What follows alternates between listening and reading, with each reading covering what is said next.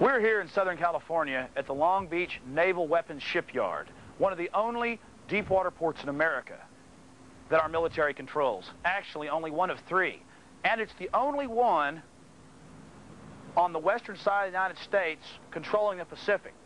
The Clinton administration decided to shut it down in 1993, and now he's letting his good buddies, the military industrial complex of China, under COSCO, the military industrial shipping firm that is responsible for bringing slave goods and, some evidence shows, mafia influences into our country. This is a major national security breach. We must do something, and do something now. And something that we really see no reason for is the fact that we have been denied access to this facility, even though it is in the process of being dismantled and closed down. We're not allowed to show you the extensive shipping facilities, cranes, docks, and indoor facilities for working on large ships that China military shipping concern COSCO is going to get. We talked to Ernie McBride from Naval Intelligence here, and he told us that we'd have to call the Navy and get permission to get in. Well, I did that 3 weeks ago and never heard back from them, even though I called the Navy about 15 times. So remember that. Your government, which pretty much at the top level is selling out, thinks there's no problem with the communist Chinese that treat their people like slaves, are gaining our strategic military bases and ports all over this country. But the people on the ground that are actually in the military and are guarding and protecting this place, they think it's terrible because they've got some common sense, because they haven't been paid off like your president has. Why is there this obsession in our federal government with weakening our Constitution? Why do these lackeys from Harvard and Yale and other places dislike America so much and are so willing to weaken America so their friends in Europe can control the world? Because that's what it's all about. Make no mistake, this is about weakening America so that the Eastern establishment, which is allied with the European empire, can continue to flourish. This is real politics, not what you're taught by the mainstream media, which are nothing but propaganda bureaus of the corrupt establishment. Set up by David Rockefeller in 1973 and the Bilderbergers in Europe, you will not understand the secret government. You will not be able to honestly oppose the conspiracy, the program of slavery. What is the CFR? It is the house of the secret government here in the U.S. The Trilateral Commission is the Senate here in America, and the Bilderbergers are the criminal headquarters of the entire program. They control all of your major electronic media, all of your major print media, all of the editors, all of the senior correspondents. They control your senators. They control your National Security Council, the White House staff. They control all the heads of major top 20 industry and all of the deans and top professors at your major universities. President Clinton, with an executive order, an unconstitutional action, has handed over our national parks. Executive Order 12,986. That Bill Clinton, with his executive order, January 19, 1996, number 12,986, began the precedent to sign over our national treasures to international control. Yes, this is an international biosphere and World Heritage Site. And guess who controls those? The United Nations. The United Nations is nothing more than a front group for international banks based in Europe and in America. They care nothing about the environment. They care about using it as an excuse to tell you how you can use the environment, to get you used to listening to what they say and what you can do and what you can use. The United Nations Framework Convention on Climate Change. You probably also haven't heard about the people that have been standing up against this. People like Congressman Ron Paul, Republican Libertarian, who introduced H.R. 901 in the 105th Congress to restore sovereignty to our national park. Since the Park Service has gotten the Presidio in '94, we find out what they're really all about. And they seem to never learn new tricks because, again, they're just an arm of the federal government grabbing land. So, who does the Park Service give buildings to on the sites?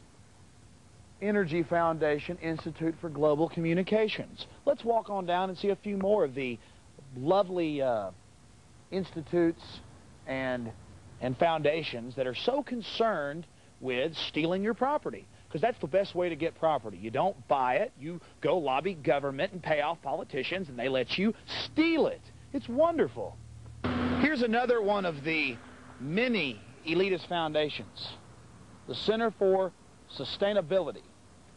And what we have to understand is sustainability is a code word for the government coming in and stealing your land and zoning it strangely so that people like this and their big bank interest can control your life. Because private property is the last bulwark, except for the Second Amendment, the right to keep and bear arms, against thug behavior. We're going to show you some shots all around this area of beautiful trees that have already grown up to 20, 30 feet tall since the violent eruption in 1980. Look at this. We're only like 11 miles now from the crater itself. One of the biggest volcanic explosions in U.S. history, or the biggest. And, I mean, it's ridiculous. The trees are growing. These are little short trees. There's like some 50-foot trees and 30-foot trees down here that have grown. Absolutely hypocritical. Real environmentalism is caring about pesticides being used on your food and things. Not, oh yes, let Carol Browner tax you to drive your car. That's just so bureaucrats can have more jobs. Look at this. We're only like 11 miles outside the actual blast point of the crater. All this was level when it went off in 1980. And look at it now. The resilient Earth. When are we going to start letting them not panic us and get us into a mode of fear, giving up all our rights so the grass will grow? It's the most primitive witch doctor behavior I've ever seen in my life. Ma'am, I want to ask you about K-Tag. What exactly is K-Tag? It's an automatic transponder, automatic toll system. Get a little transponder you put on your windshield. So, opens the gate for you, you're billed for it. So you put an automatic transponder on your car. We just drove through a toll road here in Kansas, and they're putting in these chips in your cars where you just drive right through it. I said to the lady, I said, do you like that? What do you think about that? And she goes, I think it's great. The lady that works here, and I forgot to tell her, oh, so you like something that's going to make you lose your job. And plus, in a few years, you'll just have transponders in your cars to make sure you paid your taxes. It's Pandora's box. But hey, it's a great idea. We're going to be slaves. I love it. I'm scanning, urine testing for driver's licenses. Just great. I'm excited.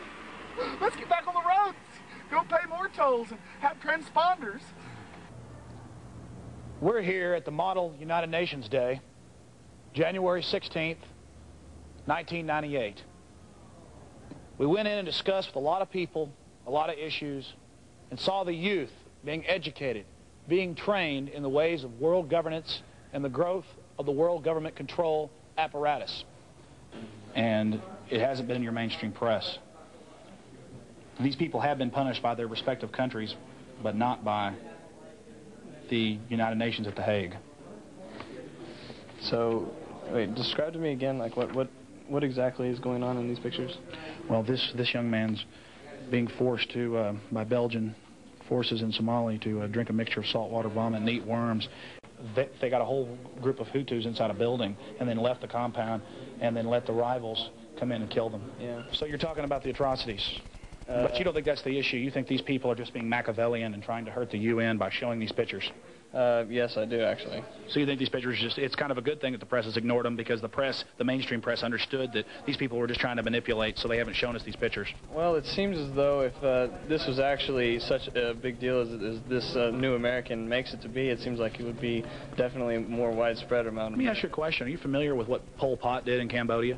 Killed over 2.5 million people. You didn't hear much about that? Yes, I did, actually. I studied. Are you familiar with Kirk Waldheim, who was the Secretary General of the United Nations from 1972 to 1982? No, I'm not familiar. Do you know who he was?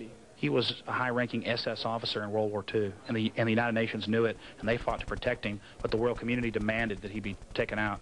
And find out who pushed for the League of Nations and then later the United Nations, a bunch of transnational corrupt interest. And then they get a lot of good people at the lower levels that believe it's for the kids and all that, but really it's fascism packaged nicely. I don't know what to say about that. It's about losing sovereignty. Really? Yes. Let me ask you a question. Yeah. Let me ask you a question.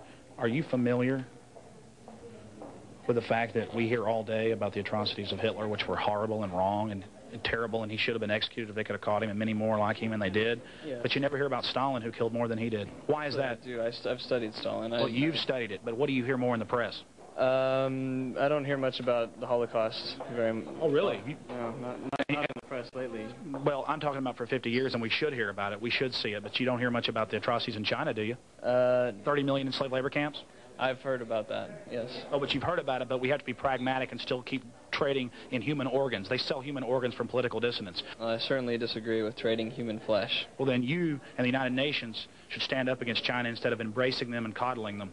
I agree with that. Good, then get in there and tell them. All right, I certainly will. Thank you so much.